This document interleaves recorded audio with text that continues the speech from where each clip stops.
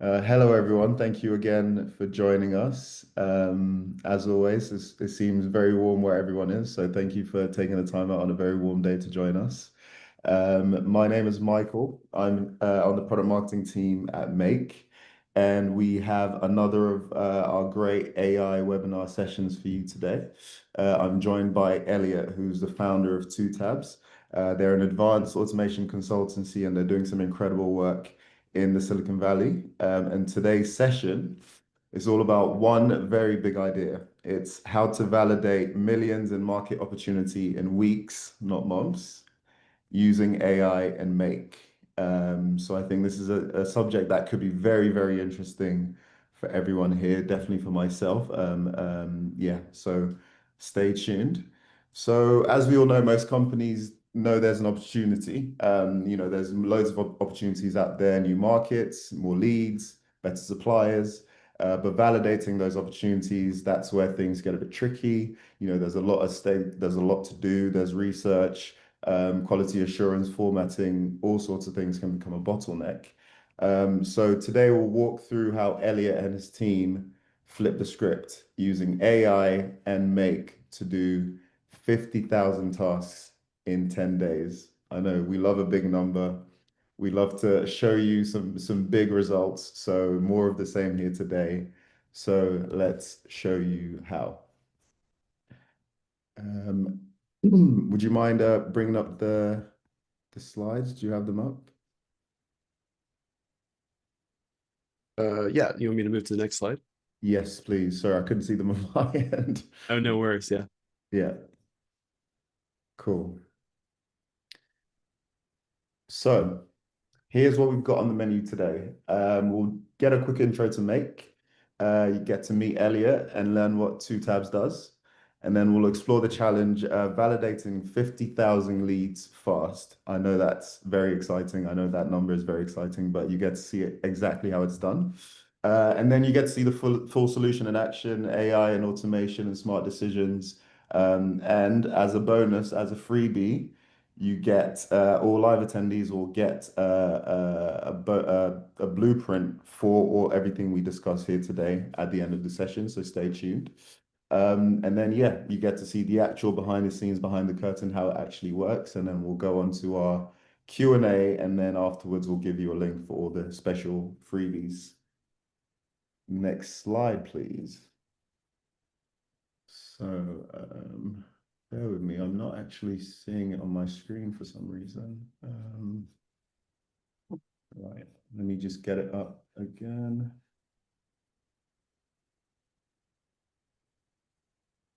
Sorry, all the heat is seeming to get to me.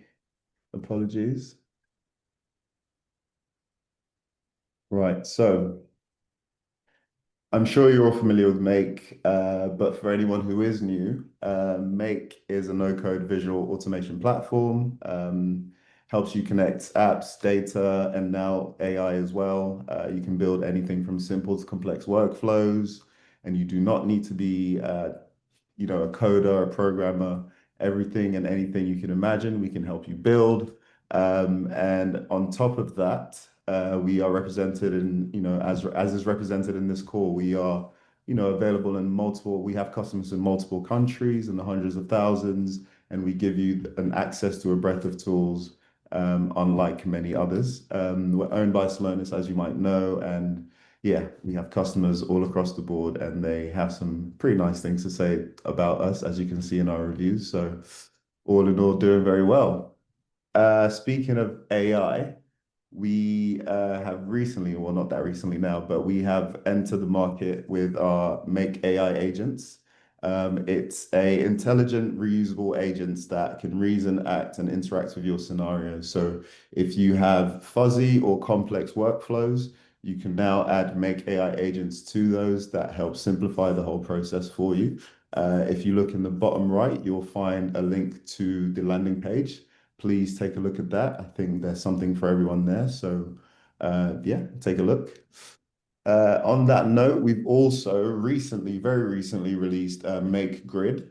So on top of the automation and AI, we also offer you an observability layer. basically see how your data flows through your automations and how all of your entities interact with each other. It's the first of its kind on the market, fully observable, auto-generated, and it gives you a visual map of all of your automation. So I think, again, there's something there for everyone, whether you're an entrepreneur or whether you're part of a team, all of these dependencies are generated for you. So that could be interested. Again, the URL for that is ma.ke.com/grid. That's worth checking out as well. And we've recently released a webinar on that yesterday, in fact. That's on YouTube. So please take a look at that if you want more information there as well. So, on to our guest for today, our guest host. So, meet Elliot. Elliot, can you tell us a little bit about twotabs and the work you've been doing, please? Yeah, absolutely. Thank you, Michael. We're very glad to be here. Thanks for having us. We're very proud make partners, amateur slide deck operators, but pretty good at the other stuff. So at twotabs, we focus on three core things: automation, of course, make being our platform of choice; Airtable. I'm the author of a book called Learning Airtable from O'Reilly Media. And last but not least, why we're here today is the AI stuff. So we really work to stay toward the state of the art in AI, whether that's about doing lots of prompt evaluation, moving into this kind of new area called context engineering, of course, building agentic systems. And we find ma.ke to be a great platform for all of that. So yeah, we're based here in the Bay Area, Silicon Valley area, working with large enterprises, high growth startups, and everyone in between. So if anyone's interested in learning more, they can check us out, twotabs.io. Excellent. Thank you, Elliot. And I'd like to reiterate that twotabs have done some amazing work, not just what we're about to talk about today. So I would take up Elliot and his brain and his company's genius. I would take him up on that offer because they're doing some very, very interesting work. So yes, take him up on that, please. So let's get into the challenge for today. So I can only imagine seeing 50,000 personalized recruitment packages. I mean, that number itself makes me shudder a little bit, and I've not had to deal with anything of that scale. So at Yeah. some point, you had to have thought, all right, is this actually feasible? Is this doable? So what was that point for you that you decided, okay, something I need to rethink how I do this? Right. Well, I mean, it's funny. Pretty much as soon as we spoke with our client about the situation we were in, it was immediate to everyone, like, there's a real problem here. And what's interesting, from our perspective on this one was people talk about large companies kind of moving slowly, like the idea is startups move so fast and big companies move slowly, but quite the opposite in this case. They were in the process of launching a new feature, needed to onboard a lot of vendors. And the idea was, let's build out from the client, let's build out these kind of profiles that would go into our website. Let's build drafts essentially. And then let's find the best Instagram photos they have and send the vendor, prospective vendor, a package they could essentially just thumbs up and join. So, interesting idea, market validation. That's the whole theme of what we're talking about, right? And the problem was, well, there were a few. One being they had a giant lead list with a lot of kind of not great data, unreliable data, meaning websites were wrong, Instagram handles might be wrong, any number of other things could be wrong. And they were doing this all with Chat GPT. And, it's funny in a way, Michael, because like go back in time 2 years, which is a lifetime and more in AI. And ChatGPT could offer you the ability to build a profile from scratch with a website and do all this stuff quite efficiently. But in 2025, with the volume they had to do, it was just impossible. And not only is too slow by orders of magnitude relative to what they needed, but just unreliable because they didn't have a way to really properly check this lead list data and figure out if it was right or not. Very, very good. Very daunting by the sounds, Indeed. but by how confidently you've described it, I imagine now that you've seen the solution, it doesn't seem so daunting. So, okay. So now you've been given this problems. There's problems of unreliable lead data. ChatGPT is too slow. There's obviously a massive risk of poor quality and missed opportunities. So what was the solution? What would you think? What was the first step in your thinking about the solution? Yeah, well, I mean, basically, there were no amount of people that could possibly onboard and train to do this in the time frame. Like that was just the fundamental constraint.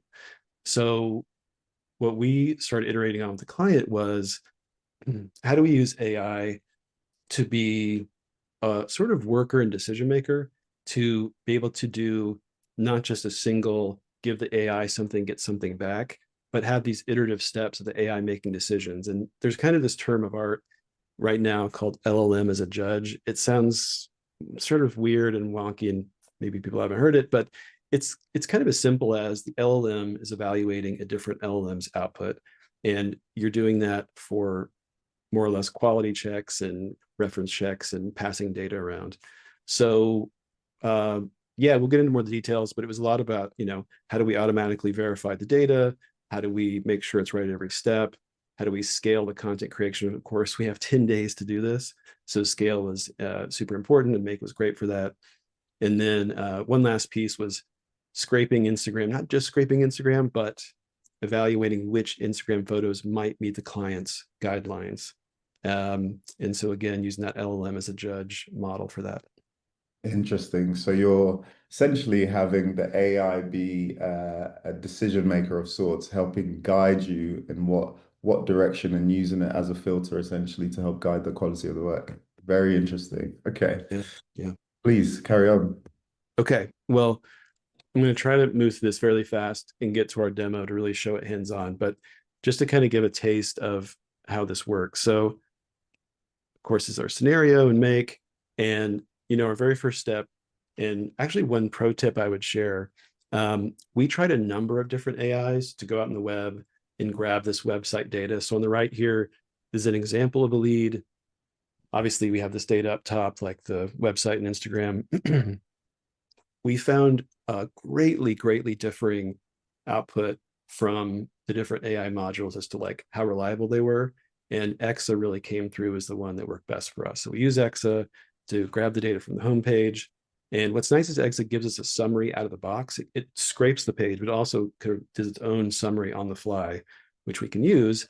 And what we then do is pass that with the data we already have about the lead. This kind of gets into the LLM as a judge thing and say, like, does this website data match this lead data? And I won't go too deep into what's on the side. It's a bit hard to sort of parse just looking at it. But one thing we do a lot of is structured examples. We found that giving mini examples to the LLM, when you give it something, it's called mini shot prompting, gives it very, very reliable results so that it's always sending back data formatted in just the right way for what you need. And of Got it. course, lastly, on this one, we had the AI write it. Yeah. Interesting. So many shot in this case, as opposed to one shot. I've heard of one shot before, but many shot, would that be the contrast? Actually, people say one shot and they really mean zero shot. But yes, Fine. any number of one example is one shot, and the many shot are many examples. Got it, got it. Okay, so LLM as a judge, many shot. Okay, I've already added to my vocabulary, so this perfect. Okay, Right. And so now we have a written profile, right? As you can see on the right, we obviously bring that into Airtable. It's broken out. It's doing things like making a, sort of bio, career achievements, and then toward the bottom, you can't see as well, but we needed to craft 3 draft offerings, three price points, 3 different things the vendor could offer. This was extremely important to get right in terms of having the right data about the company, because there's a real reputational risk to our client if they send out all these solicitations to vendors and it's just totally not what the vendor does, right? So this was, again, critical. We double checked that with the Exa data. got it. And I think this maybe highlights quite an important point as well, which is that for any use of AI, yes, it automates and makes, so much of what we do much more efficient. But the human element is also giving yourself the chance to have a human in the loop to, to make sure that it matches exactly what you needed to. That seems like quite a vital point as well. Yeah. Although in this case, we had to reduce the human in the loop as much as we could without feeling like we were giving all of Yeah, our luck to the AI. But yeah, it's definitely something that's ideal, and we would do spot checks as you're suggesting. Yeah. absolutely. Um, yeah, I mean, to that point, even like we'll get to the PDF creation in a moment, but we had to know straight out of the gate, did Claude Sonnet create a profile that had the right word length, which is just a thing we had to do to put in the PDF template. And so we have some formulas in Airtable that calculated that. And then in this step, it's pretty straightforward. If needed, the AI rewrites just the part that needed to be sort of trimmed up. And then it's finally ready to Got be it. moved on. Yeah. Excellent. Makes sense. So then this is pretty utilitarian. We're taking the data that we created for the profile that had this sort of rewrite if needed, making a PDF, putting it in box. And the point here is we want to deliver a box folder to the vendor. And I'll illustrate this in a minute in the demo, but it needs to be something the vendor can open without logging in. We want to remove all that friction of saying, the clients want to get it like, check this out, but you have to create a box login, for example. So we found a way around that I'll demonstrate here in just a second. Mhm. And then closing us out, this is kind of, yeah, this is the Borg. This is the big one. And this is, I think this one uses LLM as a judge concept at least 3 times. Um, this is where we want to make sure we have the right Instagram, just is the right account, double checking it with the bio, and then grabbing images and using LLM to decide if they meet the client's guidelines. Got it. Excellent. So there are various rounds of the LLM doing verifications, essentially, where you're doubling the potential for accuracy because it's checking on its own work, essentially. Exactly. Yeah. Excellent. Makes perfect sense. And now the rubber hits the road. We get to see it in action. So, Elliot, are Yes. you ready? I am ready. Um, so yeah, let me just make sure we're all set here. Okay. So just starting out, right? So we've got Exa doing its crawl. It's going out. It's going to scrape the website and uh, bring back a summary for us to use. Here, once we've taken that data, we're now comparing it and saying, does that Exa data match with what we have? And then in this case, we have a match. So it's just pushing it forward. And now essentially we can give Sonnet both the scraped page and the summary and say, high confidence, we know this is right. This is what we started with. Our lead data below is the Exa data. And this is the summary I mentioned. So it's nice and compact, and we can just push that around in scenarios as needed to make it more parsable than the full page of text that came back. I believe this is right. Yeah. So again, this is not something that's easy to read, but the point is we're giving it these examples of here's how to come back with, in this case, a summary of how it's different or the same. Here's the reason why you either said pass or fail.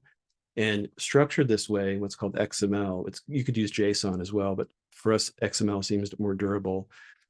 It's much easier to extract this stuff from the result of the LLM because it's always going to be in the same format. Got it. Excellent. Yeah, and then this is what we get, right? This is our profile. Um, we can kind of spot check that for whatever reason, this description is a bit long. And so in Airtable, we get this array which tells us, okay, this one piece, the premium description, is over on the word count. And so we know that we only need to pass that to Claude for the rewrite step. Got it. And in terms of the LLMs you decide to use, are there any preferences you have there, or do you find that some are suited to better jobs? Yeah, we for anything writing, we really love the Claude family of models. Um, if we use Sonnet a lot, if we're feeling like we want to spend some money, we use Opus. But I should have pointed out earlier, a lot of the stuff we do with LLM as a judge, just saying, does this Exa scrape match up with this lead data? Haiku, which is their smallest, cheapest, and fastest model, is exceptional, and it's very, very inexpensive and very capable. So there are others in other cases, but yeah, we're pretty partial to the anthropic models. Got it. Interesting. Very interesting. So we have now seen it in action. By the way, if you are have any questions, please feel free to add it to the Q&A box and not in the chat. That way we can get to it. I'm sure there will be a lot of questions. I have some of my own already, but yes, please feel free to share any questions you have throughout. So, Elliot, are there any other points you've missed? Any other parts of the operation and workflow itself that you wanted to highlight? Well, this one's a pretty standard one. We are creating the PDF and we're going to put it in this box folder. And I'm going to show you just real fast. Again, we wanted to reduce friction. And so we have this, of course, the PDF is uploaded. We have it in our own box account, but we did in the very last step was make a public accessible box folder. So we reduce any friction where the vendor can just go in and access the materials. This is really the last thing. This is the one where we're going to do a few of these LLM kind of evaluation steps. We're going to take the Instagram handle and firstly, real quick, compare, does it match with what we know about the company? Is it like some random other name seemingly? If not, we scrape the Instagram bio, do the same thing. Does this bio seem to match what we know about the company from what we've grabbed from Exa? And then if that passes, as we're looking at now, we start scraping the images. And once those images start coming in, we have to do some technical stuff. We have to encode them. And then this very last check image anthropic step is where that is the final judge. That is taking a giant list of client guidelines and saying, does this photo, for example, is it black and white, which would be a pass? Is it does it have text on it? It's a pass. And I think in this case, yeah, I mean, you can see right now even there's 5 that have gone through Anthropic and only 2 of them have made it with the photo guidelines. So this was one of the biggest value adds was using ma.ke to do this kind of image curation. And for a Fortune 500 company, again, like it's super important if they have stuff going up to the website, especially featuring these vendors that's not compliant with their internal image guidelines, it's a big issue for them. So this was a big win to be able to automate that. Yeah, that was the massive point that you brought up earlier in terms of that at every level, this is important, but especially a company of that size, the brand reputation is so, critical to get right that yeah, it's absolutely essential that not only do we have human eyes on it, but we make sure that the AI is checking its own work to make sure that there is as close to zero room for error as possible. So yeah, absolutely critical. That's right. And here we are. So we've got this is the final result. This is the folder. We got some images that passed. Looks like some yummy food from our potential vendor here. And we did this times 50,000. Wow. So this is what you mean by weeks, not months. This is the magic sauce. We've already got a couple of questions coming in. Guys, if you could put it in the Q&A, that would be ideal, just so we can get a chance to get to them. But yes, this is absolutely the speed of it is what's surprising. Obviously, there's with the volume of work you have to do, that's quite a lot, but the speed of it must have surprised even you, surely. Yeah, I mean, we were running a lot of make scenarios in parallel just because of the tight timeline. Um, but yeah, I mean, I would say with all humility and with crediting make for really being able for us to make this happen, the client's jaw was dropping when we showed them in a few days in like how we were moving and how fast it was happening. Mm. I so wish we could share the partner who's or the client, but it's someone we all know, and they absolutely would have seen value almost immediately, I imagine. Yeah, you don't have to use your imagination too much. Yeah. Yeah, and with this impact slide, obviously we're talking about like thousands of hours saved. Just for fun, we kind of did the math on if one person sat at a computer using Chat GPT, how long would it take? And that number was 6 years. Um, Wow. I feel like that was pretty good ROI too. Yeah, so the results kind of sell themselves, to be honest. Yeah, that's pretty immediate impact. Excellent. So yeah, absolutely incredible. So just to round it off, just from my perspective in terms of some high level lessons. So I think essentially that AI's real value comes when it's structured and operationalized. Correct me if I'm wrong with all of these. And that you don't necessarily need code, just a system that shows you how it all works. And saving months of efforts, not just hours. So thinking exponentially in terms of how much efficiency gains and the value you could see. And 50,000 packages in 10 days is still blowing my mind, to be honest. It's not just scale, that's a business strategy, that's a commercial strategy. So Yeah. yeah, that is an unbelievable amount of insight there. Thank you very much. Is there anything you'd like to add to that from your perspective? No, I think that's the gist of it. I mean, at a high level, you're right. Like it doesn't take code. And I would say, yeah, the biggest unlock on this project was, again, having these AIs as decision makers, right? Experimenting with how you could essentially delegate, like, does this match? Does this pass muster? Is this image meeting criteria? And as you saw, we had lots of AI modules in just one scenario. Um, so yeah, we did a lot of work with prompting, as I kind of mentioned, a lot of structured prompting work, but no, there was no code involved. Excellent. And if anyone is looking for a resource on how to improve their prompting, on the Make blog, we have a how-to guide on how to improve your prompting. It's fairly model agnostic, but you'll find it, useful for all of the popular ones. But yeah, absolutely. The more I use AI, the more I realize it's just like anything else. The clearer the instructions you give it, the better the results you get. So it's essentially like giving a very smart intern or teammate or colleague very clear instructions and getting it to do what you need it to do. So yeah, absolutely makes sense. Right then. So we have a couple of questions coming in. Please, guys, feel free to keep bringing them in as well. We've got a little bit more time so we can get to them. Um, we've got a few there. I'm going to be a bit selfish and ask mine first. So, so what if the AI gets it wrong? Like, how would you manage that? Obviously, that you're fairly model agnostic. What do you, Mm. what's your contingency in case, something doesn't go quite right?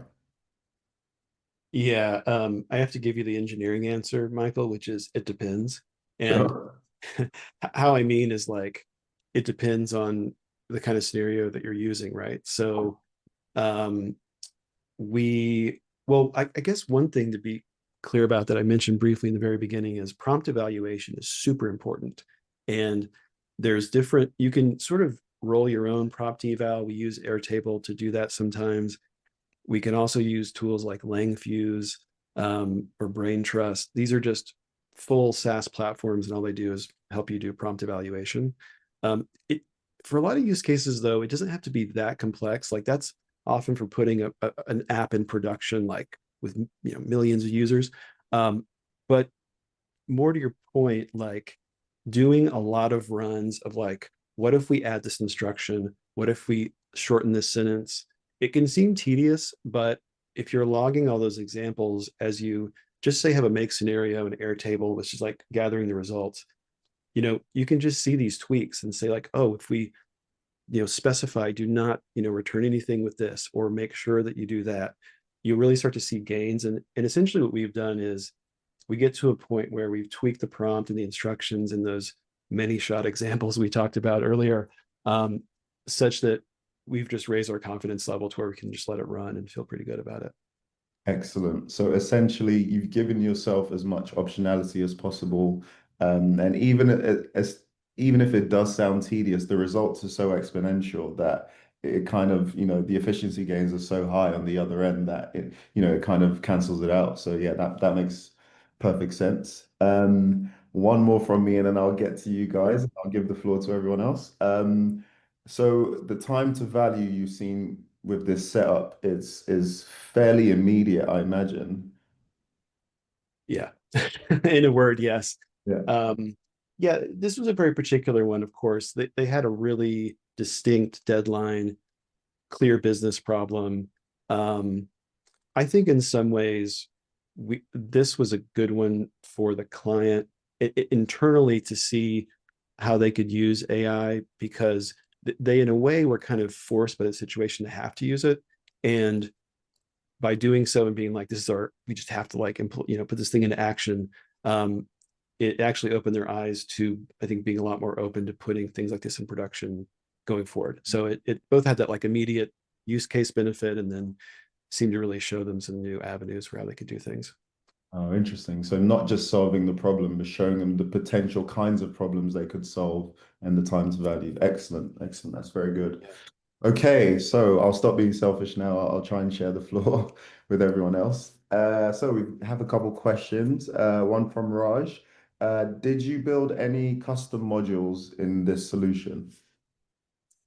No, great question. Nope, this is all off the shelf. So every module we use is available to any make user. Um, and as I mentioned before, some of the secret sauce was in the prompting, but nope, everything off the shelf in terms of modules, Excellent. So that was unprompted, I have to say, but so the to speak. browser actor you find and make, I think, should be able to help you solve a lot of these problems, including the next question, which is including million-dollar opportunities. And that's the question from Raj. Hmm. Is the millions of dollar opportunity from the customer's POV, or was it how you sold the project, essentially? Uh, um, no, it's more about the fact that it's from the client point of view, the customer. Um, we would not have turned down this being a millions of dollar opportunity for us, but it did not equate to that, although it's a good project. No, the point, Raj, is that they had they're a big company, right? Fortune 500 company. And so for them to push out a product, in their case, kind of this new leg of their product and have it, because they're a marketplace, have it stocked with vendors, that's huge for them. There's a whole science about marketplaces where you want to have the right balance between buyers and sellers. And really any marketplace offering lives or dies by having that balance, right? So with them to not have enough vendors, I guess put it in the negative sense, would have been a millions of opportunity lost, right? So they really need to seize upon getting that pond stocked with fish, so to speak, so that when they went to market, it's going to be successful. Got it. Got it. Excellent. Hope that answered your question, Raj. Another question from Avad says, once you found this problem, how did you approach the client? Which I take to mean once you realized the scope of the problem itself, how did you relay that to the client? Yeah, some of it was off the cuff. I mean, some of it was just saying like, well, at a baseline, we know that the status quo is not going to work. And so we started to iterate and kind of whiteboard with them and say, well, can you, for example, can you give us the photo guidelines and are those going to be uniform across all the photos we evaluate? And they're like, yeah. I'm like, okay, then let's whiteboard out how we might be able to grab those photos automatically, do this LLM evaluation stuff on them. So yeah, we just kind of went through their whole, essentially mapped out the whole workflow that was taking so long. It was so difficult and just started to frame it up and make. Excellent. I did tell a bit of a lie. You've prompted another selfish question from me. Um, could this work for multiple other types of solutions? So could this work for like say lead scoring, for example, or like Mm. customer outreach? What how broad is the solution basically? Yeah, I mean, the principles of what we've done here, I think, are pretty applicable to, dare I say, anything. Like, if we think back to the very, very core problem, it was their lead list data was in many cases inaccurate. So, kind of putting aside the time crunch and the scale of it, like this is not uncommon, right? And so it's like if you're looking to do enrichment for sales opportunities, if you're doing marketing, if you're just dealing with these kind of tens of thousands of scale data, um, yeah, there's risks that range from reputational risk to, as people may know, if you send too many emails to incorrect email addresses, that is bad for your own domain reputation with like Google. Um, so yeah, in terms of, yeah, again, like using AIs as a judge, so to speak, I think it's applicable to lots of stuff. And you know, there's this kind of, thing that I think a lot of people using Make, like everyone in this webinar, have in their head, which is always this cost benefit of like, should I do this myself right now, or should I take the time to build it out? And clearly the lesson here is like the building is where well worth it. Absolutely. We have a few more. Where are we? Just a couple more. Uh, Michael, if you don't mind, there's one from Daniel. I know it's not in the Q&A, but it's in the chat and it'd be going sure. and it might be good. He's Yeah, asking about which of the current LLM models is best in terms of cost per operation. Um, so there's a lot of opinions here, and I'm certainly can't give an authoritative answer on this, except to say, because you mentioned cost, Daniel, um, I think right now, actually, Gemini is the best cost overall, kind of cost per token, let's call it. Not just, sorry, not just cost in terms of the value, but really the ROI on the cost. Um, Gemini's models or Google's models, their most powerful model is much cheaper than Anthropic's or OpenAI's. Um, we just happen to like Anthropic because of the writing aspect, as I mentioned earlier. But if you're just looking for what's the highest ROI I can get per token, yeah, I would say Gemini Pro is the way to go. interesting. And that's without being part of the ecosystem. I imagine most people are in the Google ecosystem with Gmail, Google Suite, etc. I'm sure it's enhanced it, but would you be able to see the same benefits even if you weren't part of the ecosystem? Oh yeah. Oh yeah, yeah, yeah. Just using their API, just the same as you would for using Anthropic or anything else. Yeah. Got it. Got it. Excellent. Yeah, I've led probably more heavily as much of the market has on OpenAI, but yeah, I think more and more Google seems to be the looking ahead quite well. So yeah, that's very interesting.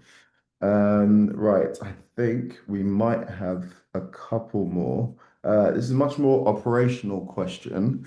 Mhm. If someone's starting out with an automation agency that is partnered with Make, what steps do you need to take? So essentially, someone's asking for advice on how you got started working with us. Oh, well, it was easy. We reached out and started working with Raul, which, if anyone has the privilege of working with, is a great guy and colleague of Michael's. Um, yeah, I mean, honestly, just in terms of setting up, working with Make, I think, probably the basics are, if I could say, having something of a specialty, whether that's geographic or a vertical you're focusing on. Um, Obviously, we lean really heavily into AI, but, just as well, I think I've seen lots of other automation folks who are focused on, we just do e-commerce or whatever it might be. So probably, a typical business advice, have like your edge, your niche, but in terms of work with Make, it's easy. Yeah. Excellent. I promise we didn't pay Elliot to say that. That's the honest truth. But yeah, thank you very much. I hope that answered your question, Abad. And final question is from Raj again. Are any of the modules you used enterprise only? No, no, again, this is all just, you know, uh, I think even just getting on the Make free plan, you could execute all these. And just to say, I know everyone can see the slide, but if you go to that second web address, you can download the blueprints. We've got a 2-page guide on how they work and how to set them up. We have some links to the different services you're going to need to use. And also, we can't put it like in a Google Drive folder, But if you get that and you're interested, I can give you a copy of the actual Airtable base as well. So yeah, I think even on the make free plan, you could execute this entire set of scenarios. Excellent. Wow, that's yeah. I mean, we've done a few of these now, but I feel like with every session we get a slightly different perspective on how to get some very, very noteworthy results. I mean, yeah. Again, I'm trying not to, share who the vendor is, but I could tell you for a fact that they saw immediate benefit. So this has been an absolute blast. Thank you so much, Elliot. Where can people find you, by the way? Yeah, yeah. Well, Michael, thank you, for having me and giving the two tabs the chance to share our story. Yeah, so here on the screen you can see you can reach out to me directly, Elliot at twotabs.io. You can find me on LinkedIn. And as we just mentioned, if you just go to twotabs.io/make-webinar, which is a QR code, you can download the blueprints and the CSV file and everything else. And if you want that Airtable, we're happy to send it over. Absolutely. And please, please, please, can't emphasize this enough. Please take advantage of these. You only see the value once you try it yourself.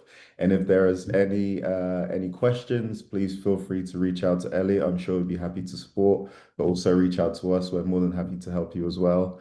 Thank you so much, everyone, for joining us again. I'll let you get back to your warm weather. But yeah, thank you again, and please keep using Make, and we'll see you next time.